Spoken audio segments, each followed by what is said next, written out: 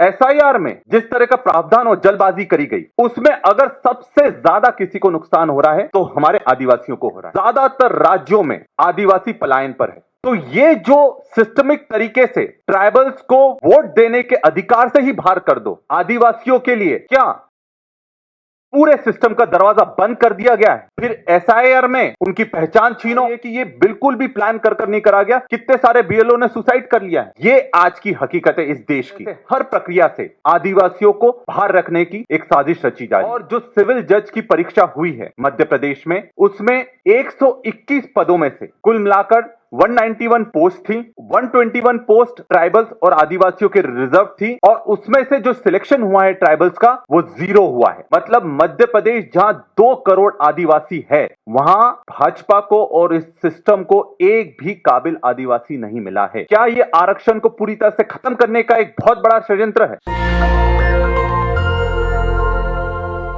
इस पत्रकार वार्ता में मैं अपने सभी पत्रकार साथियों का स्वागत करता हूं। साथियों, आज की पत्रकार वार्ता कई मायनों में बहुत ज्यादा जरूरी है, क्योंकि एक बहुत बड़े समुदाय का भविष्य इस पर निर्भर करता है। और जिस तरह का हम परिदृश्य पूरे देश में देख रहे हैं, एक बहुत बड़ा क्राइसिस हम देख रहे हैं। यह कौन सा क्राइसिस है? यह the great Indian tribal crisis है, जो बीजेपी की गवर्नमेंट ने कहीं ना कहीं रचा है। इस भाजपा राज में आदिवासियों की तबाही हो रही है, और जिन 3 मुद्दों को लेकर मैं आपके सामने आया हूं, उससे यह साबित हो जाता है कि हमें आदिवासियों को न्याय नहीं मिल रहा है। हमें पहचान के लिए एक बहुत बड़ी लड़ाई लड़ना पड़ रही है। आइडेंटिटी क्राइसिस आ रहा है, और हमारी जमीनें भी हमसे छीनी जा रही हैं। भारत में इस तरह का हमला आदिवासियों पर और उनकी आदिवासियत पर पहले कभी नहीं हुआ, जिस तरह से भाजपा के शासन में हमने देखने को मिल रहा है। मैं चाहूंगा कि जो पहला सबसे महत्वपूर्ण मुद्दा है, उससे पहले आप एक बार यह वीडियो देखिए, जो हमारे नेता राहुल जी ने पहले भी कहा था, और आज जब सिविल जज परीक्षा के परिणाम आए हैं मध्य प्रदेश के 2022 के, उससे वो चीज पूरी तरह से साबित हो जाती है कि किस तरह से हर प्रक्रिया से आदिवासियों को बाहर रखने की एक साजिश रची जा रही है, कि इस देश में 90% को बाहर रखने का एक बहुत बड़ा षड्यंत्र रचा जा रहा है। और जो सिविल जज की परीक्षा हुई है मध्य प्रदेश में, और जिसमें 2022 का परिणाम आया है, उसमें 121 पदों में से कुल मिलाकर 191 पोस्ट थी। 121 पोस्ट ट्राइबल्स और आदिवासियों के रिजर्व थी, और उसमें से जो सिलेक्शन हुआ है ट्राइबल्स का वो 0 हुआ है। मैं मजाक नहीं कर रहा हूं। मतलब मध्य प्रदेश जहां 2 करोड़ आदिवासी है, वहां भाजपा को और इस सिस्टम को एक भी काबिल आदिवासी नहीं मिला है। और ये जो रिजल्ट आया है, जो पीछे इसकी कॉपी भी आपके सामने है, ये उसका नोटिफिकेशन है। और ये जो कॉपी आप देख रहे हो, उसमें आप देखोगे कि ट्राइबल्स के लिए 121 पोस्ट रिजर्व थी और 0 सिलेक्शन हुए हैं। और इन 191 पोस्ट में एससीज का सिर्फ 1 जन का सिलेक्शन हुआ है। तो ना एसटीज का सिलेक्शन हो रहा है, ना एससीज का सिलेक्शन हो रहा है। और सबसे बड़ी जो चौंकाने वाली बात है, 2021 के बाद से आज तक एक भी आदिवासी का सिलेक्शन नहीं हुआ है। मतलब 2019 में 5 लोगों का हुआ, 2020 में कुछ लोगों को 4-5 लोगों का हुआ, 2021 में 4-5 लोगों का हुआ, पर 2021 से एक भी आदिवासी का सिलेक्शन नहीं हुआ है। और ऐसा एक नियम है जो कहता है कि जब लगातार सीटें खाली होती हैं, 4 साल से ज्यादा तक खाली रहती हैं, तो धीरे धीरे कर उनको ओपन कैटेगरी में ले लिया जाता है। तो क्या यह आरक्षण को पूरी तरह से खत्म करने का एक बहुत बड़ा षड्यंत्र है? और क्या आदिवासियों के लिए पूरे सिस्टम का दरवाजा बंद कर दिया गया है?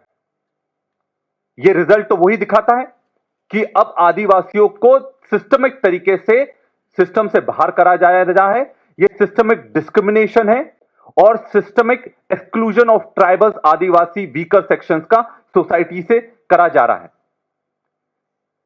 मध्य प्रदेश में यह 121 सीटों की लड़ाई नहीं है, यह मध्य प्रदेश के 2 करोड़ आदिवासियों के प्रतिनिधित्व की लड़ाई है और इसको पूरी ताकत से हम लोग आखिरी दम तक लड़ेंगे।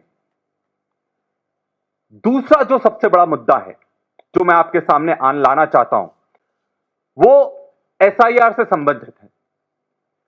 एसआईआर में जिस तरह का प्रावधान और जल्दबाजी करी गई, उसमें अगर सबसे ज्यादा किसी को नुकसान हो रहा है तो हमारे आदिवासियों को हो रहा है, ट्राइबल्स को हो रहा है।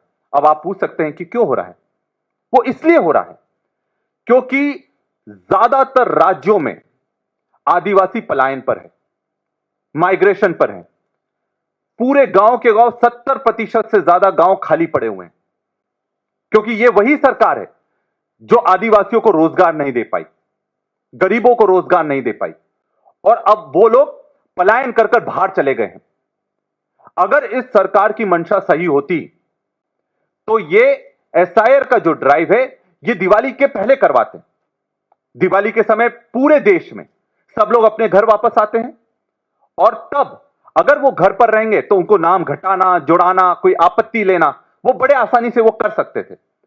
पर जब वो चले गए काम पर, अब वो होली से पहले आएंगे नहीं, तब तक तो ये एसआईआर की पूरी प्रक्रिया खत्म कर दी जाएगी, उनके नाम काट दिए जाएंगे। अगर कोई आपत्ति लेने की कोशिश करता है वो नहीं लोग ले पाएंगे क्योंकि घरों पर ताले लगे हुए हैं और अगर घर पर कोई रुका है तो वो तो या तो बूढ़ी मां दादी है, बूढ़े दादाजी हैं, नानी है, नाना जी हैं, उनके अलावा छोटे छोटे बच्चों के पास कोई भी नहीं बचता है। तो ये जो सिस्टमिक तरीके से ट्राइबल्स को वोट देने के अधिकार से ही बाहर कर दो, क्योंकि सब जानते हैं इस देश का आदिवासी कांग्रेस के साथ खड़ा रहता है, इंदिरा जी को भगवान मानता है, उनको आज भी मां बोलता है और जो कांग्रेस ने आदिवासियों के लिए करा वो आज तक किसी ने नहीं करा है। तो ये चीज पर बहुत गहरा चिंतन होना चाहिए क्योंकि हम जब नाम जुड़ा रहे हैं हमें बहुत दिक्कतें आ रही हैं। हर राज्य से खबर आ रही है कि ये बिल्कुल भी प्लान कर नहीं करा गया, कितने सारे बीएलओ ने सुसाइड कर लिया है। तो इलेक्शन कमीशन क्या कर रहा है? ये चीज बहुत बड़ा सवाल है। तो आज ये बात बिल्कुल सही है कि सिर्फ आदिवासी जंगलों के लिए नहीं लड़ रहा है, वो आज अपनी पहचान के लिए भी लड़ रहा है, अपने नाम के लिए भी लड़ रहा है। पूरे क्षेत्र को सिंगरौली में छावनी में परिवर्तित कर दिया गया है। ये पेड़ कटाई के लिए 1500 से ज्यादा पुलिस वालों को तैनात करा गया है। ये जो वीडियो लाया गया है वहां पर जो काम कर रहा था उन्हीं के माध्यम से मिल पाया है, नहीं तो किसी को वहां घुसने नहीं दिया जा रहा है। जहां एक तरफ हमारे देश में एक के बाद आतंकवादी हमले हो रहे हैं, राजधानी में हमले हो रहे हैं और पुलिस को किसके खिलाफ उपयोग करा जा रहा है? आदिवासियों के खिलाफ जंगल कटाई में उपयोग करा जा रहा है क्योंकि उसमें बड़े बड़े कॉरपोरेट घराने, अडानी जैसे लोगों के वेस्टेड इंटरेस्ट हैं और यह पूरी सरकार अडानी के गुलाम बनकर काम कर रही है। पुलिस को एजेंट बना दिया गया है, जहां जिसको सुरक्षा देनी थी आज वो उनको जेल में भेजने का काम कर रहे हैं। यह भी मैं आपके सामने रख रहा हूं और इसकी फोटोकॉपी भी मैं दे दूंगा आपको। ये नोटिस जारी हो रहे हैं, इनमें सब आदिवासियों के नाम हैं। जो भी विरोध कर रहा है उसको जेल में डाला जा रहा है, जिला बदर करा जा रहा है और लगातार धड़ल्ले से एक के बाद नोटिस उनको जारी करे जा रहे हैं। ये ऑफिशियल लेटर है, उनके नाम है। ये तो एक ही लेटर है, ऐसे हजारों लेटर वहां जारी करे गए हैं। तो साथियों, ये जो पूरा एक सिस्टम तैयार करा गया है आदिवासियों को खत्म करने का, सिस्टम से बाहर करने का, सबसे पहले सबसे पहले सिविल जज में उनका न्याय छीनो, फिर एसआईआर में उनकी पहचान छीनो, और फिर ये सिंगरौली जैसी खदानों के चलते उनका जमीन और जंगल भी छीन लो। ये आज की हकीकत है इस देश की जो चल रहा है। फॉरेस्ट राइट एक्ट का खुला उल्लंघन हो रहा है, पैसा एक्ट का पूरा खुला उल्लंघन हो रहा है, कोई सुनने वाला नहीं है। हम जो इसमें मांग करते हैं सरकार से, हमारी मांगे साफ हैं कि जो सिविल जज की परीक्षा हुई है उसकी उच्च स्तरीय जांच करवाना चाहिए और यह परीक्षा वापस लिया जाना चाहिए। अगर आरक्षण आदिवासियों को दिया गया है, दलितों को दिया गया है, बाकी वर्गों को दिया गया है, तो उतना प्रतिनिधित्व तो उनको देना चाहिए ना। आप उनको सिस्टम में लाने के लायक नहीं बच रहे हो। और सिविल जज की मैं परीक्षा बता दूं, 2008 तक पीएससी पब्लिक सर्विस कमीशन के माध्यम से होती थी, अब वो जुडिशरी के अंडर चली गई है। जब से ये जुडिशरी के अंडर गई है, धीरे धीरे धीरे धीरे एक्सक्लूजन हो रहा है। मैं किसी पर आरोप नहीं लगा रहा हूं, मैं तो सबूत दे रहा हूं कि क्या चल रहा है। और ऐसा कैसे हो सकता है कि हमारा देश, प्रदेश का, हमारे देश में कोई भी आदिवासी उस चीज के लिए एलिजिबल नहीं है। मतलब सिस्टम आपने पूरी तरह से हैक कर लिए हैं।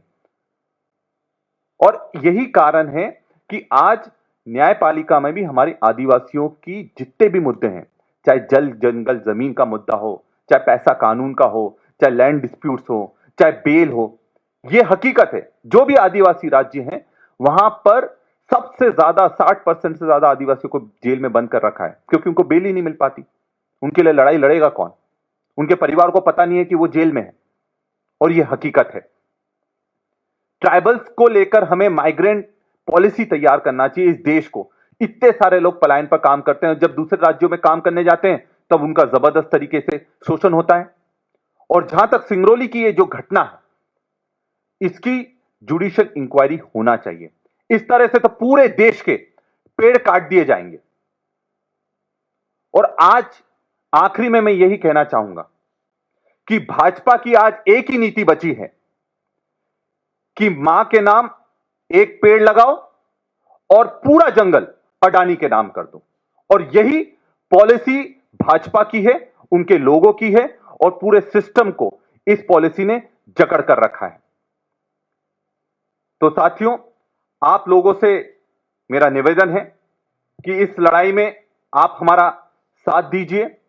और जिस तरह से आदिवासियों को पूरी तरह से सिस्टम से बाहर करा जा रहा है, चाहे वो जुडिशरी हो, चाहे जल जंगल जमीन हो, चाहे उनकी पहचान एसआईआर में चुराने का पूरा ये षड्यंत्र करा जा रहा है, इसमें आप लोगों को सबको साथ आना चाहिए। आप सबका मैं बहुत बहुत धन्यवाद देना चाहता हूं, और कोई भी सवाल करना चाहते हैं तो कर सकते हैं। नेशनल दस्तक की आपसे गुजारिश है कि अगर इसको बचाना चाहते हैं तो नेशनल दस्तक को सब्सक्राइब करने के लिए रेड कलर के सब्सक्राइब बटन को दबाएं, फिर बेल आइकन की घंटी दबाएं। नेशनल दस्तक को बचाने के लिए बहुत जरूरी है कि हर खबर को शेयर करें, लाइक करें, कमेंट जरूर करें।